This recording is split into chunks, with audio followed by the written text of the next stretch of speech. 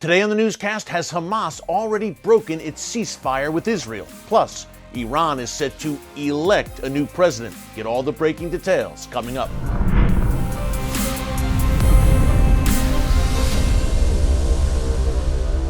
Hey folks, Erick Stakelbeck here. Welcome to the Watchman Newscast. Hamas is at it again. That's right. Barely 3 weeks have gone by since the Iran-backed terror group wrapped up 11 days of intense fighting with Israel in Gaza. A ceasefire was signed. There was relative quiet following that, but now, this week, Hamas has launched a series of arson attacks against the communities in southern Israel. This all started on Tuesday, June 15th. Hamas launched dozens, if not more, of these airborne explosive devices. If you can believe it, these are balloons, like you would see at a child's birthday party, a bunch of balloons, which Hamas has turned into incendiary devices. They either attach some kind of flammable substance to them or an explosive device. They sail them or float them over the Gaza border into southern Israel. And guess what? This is no laughing matter. These balloons, they also use kites, have caused serious damage to the agriculture in southern Israel. Now, if you know that region, you know that agriculture, farming is what drives the economic engine in southern Israel. Hamas has been doing this now for really 3.5 years. They have scorched thousands of acres of land throughout southern Israel during that time. There have been lulls in the arson attacks over that time span, but this week it started up again. Now, the IDF, the Israel Defense Forces, has responded by striking Hamas targets in Gaza. Hamas is playing a very clever game here, folks.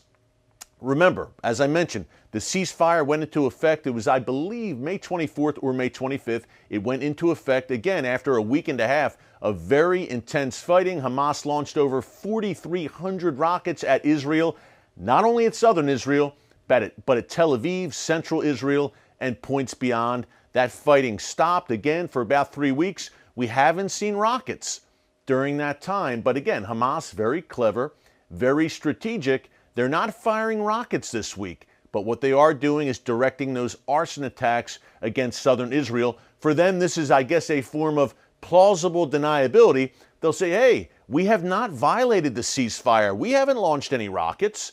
And we can't control these lone wolves, these independent actors along the Gaza border who are launching these balloons into southern Israel. It's not our fault. This could not be further from the truth, folks. Hamas rules Gaza with an iron fist. Nothing that goes into Gaza or comes out of Gaza passes Hamas's, or does not pass Hamas's inspection. Hamas knows very well who is launching these balloons. As a matter of fact, Hamas is involved in the launching of these balloons. But again, they'll say, hey, big bad bully Israel is coming in and carrying out airstrikes, even though we have not even launched one single rocket in the past 3 weeks. But at the same time, you have caused immense damage to the Israeli economy, and you have destroyed the livelihoods of Israeli farmers and the agriculture in southern Israel. That is the situation we have right now, folks. And you know that in the Middle East today, it is an absolute tinderbox, and what seems like a small provocation could spark a much larger war, which brings us to the Temple Mount. Now, if you rewind about a month ago now, over a month, when this war broke out, this latest war between Israel and Hamas, if you talk to the Hamas side, they'll say, hey, we started this war and started launching rockets at Jerusalem on May 10th because the Israelis were defiling the Al-Aqsa Mosque and the Temple Mount, which they call Haram al-Sharif. Now today, once again, today, Friday, June 18th, once again, we see Palestinians rioting in and around the Al-Aqsa Mosque atop the Temple Mount and attacking Israeli police. So if you combine more unrest at the Al-Aqsa Mosque with the continued arson attacks out of Gaza, folks, we have a very precarious situation right now, and this thing could blow up, no pun intended. This is a recipe for disaster. It's no surprise that Aviv Kohavi, the chief of staff for the Israel Defense Forces, is saying, hey, we are ready for any contingency It's sad to say, but a new round of hostilities may break out between us and Hamas in Gaza. And folks, if you look at it, really, has not the ceasefire been broken already? Thanks to Hamas? Yes, rockets have not been fired yet, thank God. But the arson attacks are clearly attacks against Israeli sovereign territory from Gaza under the watchful eye and direction of Hamas. Is this not breaking the ceasefire? Hamas keeps saying it was the defilement, so-called defilement of Al-Aqsa Mosque by Israeli police, and it was the Israeli oppression of the Palestinian citizens of Sheikh Jarrah, a Palestinian neighborhood in Jerusalem. More on that in an upcoming newscast, by the way.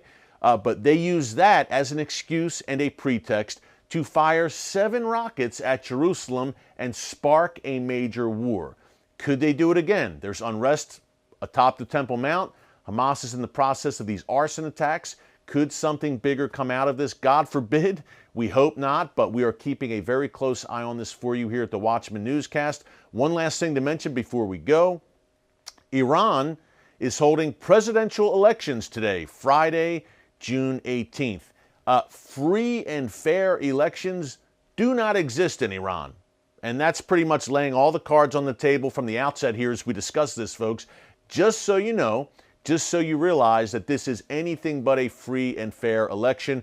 The winner is basically chosen by the supreme leader before the charade of people going out to vote in an Iranian election even takes place. So who do we have? The likely winner, as we go to press here on the newscast, it is Friday morning. It's about 11 a.m. on the East Coast as I am recording this, but it'll probably be posted, this video, a bit later today. And by that time, we may have the official announcement that Ebrahim Raisi is the winner and is Iran's new president. Who is Ebrahim Raisi? Well, he is a hardline Iranian cleric, surprise, surprise, who is very close to the Ayatollah Khamenei. In fact, he's considered a member of the Ayatollah's inner circle. He's also been sanctioned by the United States. Gives you an idea of what kind of pleasant chap he is. Under the Trump administration, Raisi was sanctioned for his involvement in various illicit Iranian activities. He is right now the head of Iran's judiciary. In the past, he was seen as someone who was a brutal purveyor and supporter of the crackdown on Iranian dissidents.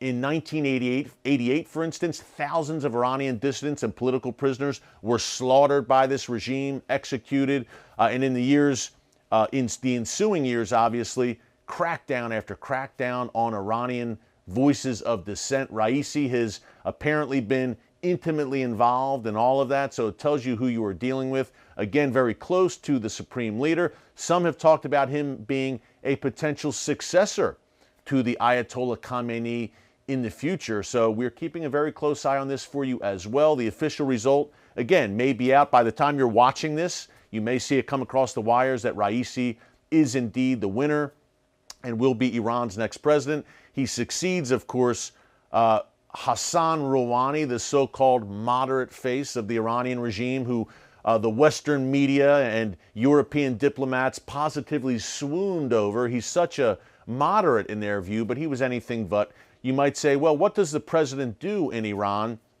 Like Rouhani, who I just mentioned, he's essentially the public face in many ways, folks.